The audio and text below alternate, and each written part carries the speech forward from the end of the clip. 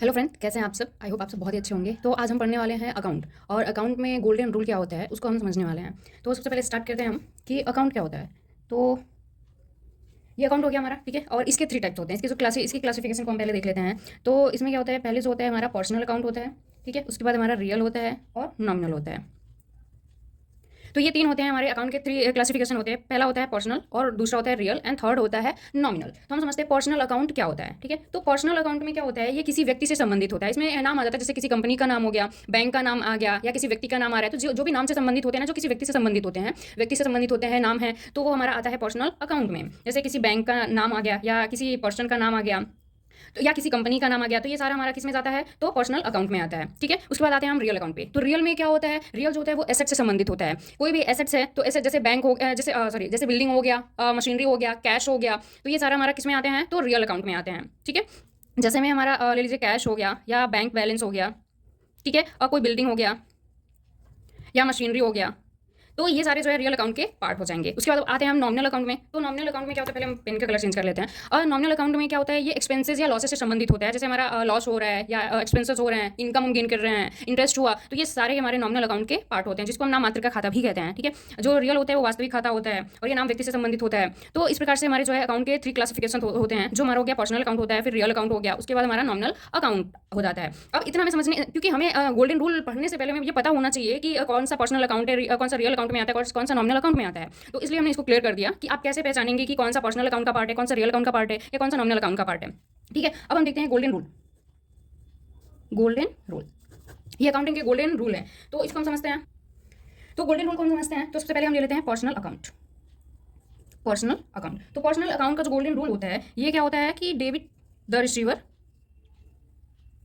ठीक है। यानी कि अगर पर्सनल अकाउंट है, अगर आपने ये पहचान लिया कि जो आपका अकाउंट है वो पर्सनल अकाउंट का पार्ट है, तो अब हम किसको डेबिट करेंगे और किसको क्रेडिट करेंगे। तो इसका जो रूल होता है डेबिट द रिसीवर। यानी कि जो रिसीवर है, जो प्राप्त करता है, उसको हम क्या करेंगे, उसको हम डेबिट में लिखेंगे, ठीक है। और क्रेडिट में हम क्या लिखेंगे, तो क्रेडिट में हम लिखेंगे क्रेडिट द गिवर, ठीक है। तो अगर पर्सनल अकाउंट है तो हम उसमें डेबिट में किसको लिखेंगे, रिसीवर को लिखेंगे, ठीक है, जो प्राप्त करता होगा। और क्रेडिट में किसको लिखेंगे, तो गिवर को, जो देने वाला व्यक्ति है उसको हम गिवर को जो है हम क्रेडिट में लिखेंगे। तो ठीक है, तो ये हो गया हमारा पर्सनल अकाउंट। ये अकाउंटिंग का गोल्डन रूल के अकॉर्डिंग हम बता रहे हैं कि कैसे किसको आप डेबिट में करेंगे और किसको क्रेडिट में करेंगे। उसके बाद ये आपका पहला हो गया जो कि पर्सनल अकाउंट हो गया, ठीक है। और दूसरा है हमारा रियल अकाउंट, ठीक है, इसको आप समझ लीजिएगा। अब इसमें रियल अकाउंट आपने अगर पहचान लिया कि ये रियल अकाउंट का पार्ट है, तो किसको हम डेबिट करेंगे और किसको क्रेडिट करेंगे। तो रियल अकाउंट में क्या होता है, जो रूल होता है वो होता है व्हाट कम्स इन डेबिट, और दूसरा होता है व्हाट गोज आउट क्रेडिट, ठीक है। तो रियल अकाउंट का जो रूल होता है वो होता है व्हाट कम्स इन डेबिट और व्हाट्स गोज आउट क्रेडिट। यानी कि जो हमारे पास आता है, ठीक है, व्हाट्स कम इन डेबिट, जो आता है, यानी कि रियल अकाउंट है उसमें ये एसेट से संबंधित होता है, तो एसेट्स या तो हमारे पास आएगा या फिर जाएगा। तो यदि हमारे पास आ रहा है, कम इन हो रहा है, तो उसको हम डेबिट करेंगे, ठीक है, यानी कि उसको हम डीआर से प्रेजेंट करते हैं डेबिट में। और यदि व्हाट गोज आउट क्रेडिट, अगर जा रहा है आपके पास से एसेट्स, तो उसको हम क्या करेंगे, क्रेडिट करेंगे, ठीक है। उसके बाद लास्ट है हमारा nominal account. Nominal account, nominal account में क्या होता है, all the expenses and losses are debit. जितने भी आपके एक्सपेंस होगा और अगर लॉस हो रहा है तो उसको हम डेबिट में करेंगे।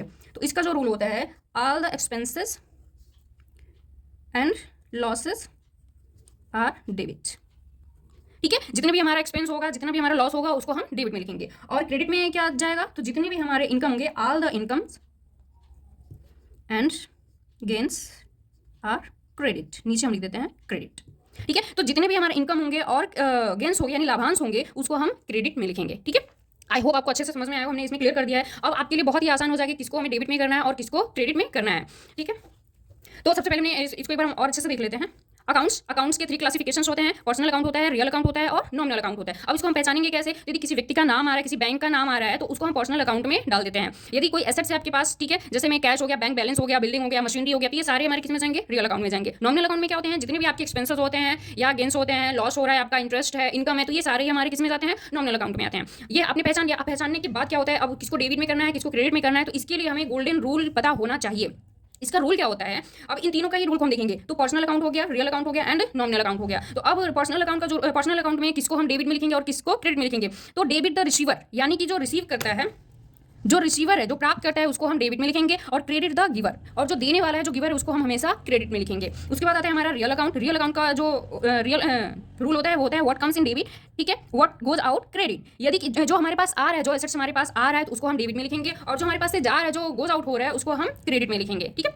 उसका लास्ट आता है हमारा नॉमिनल अकाउंट। तो नॉमिनल अकाउंट में क्या होता है कि जितने भी हमारे एक्सपेंसेस और लॉसेस होते हैं, all the expenses and losses are debit. अब नॉमिनल अकाउंट में हम किसको डेबिट करेंगे, तो जितने भी हमारे एक्सपेंस होंगे, ठीक है, या लॉस होंगे, उसको हम डेबिट में करेंगे, और जितने भी हमारे इनकम होंगे और गेन्स होंगे, ठीक है, या लाभांश होंगे, उसको हम क्रेडिट में करेंगे। ठीक है, ओके। आई होप आप सबको बहुत ही अच्छे से मैंने बहुत ही इजीली समझाने की कोशिश की, आपको अच्छे से समझ में आया हो। अगर आपको समझ में आया, आपको ये वीडियो हेल्पफुल लगे, तो आप मेरे चैनल को सब्सक्राइब करें, लाइक करें, शेयर करें, और बाकी का हम नेक्स्ट वीडियो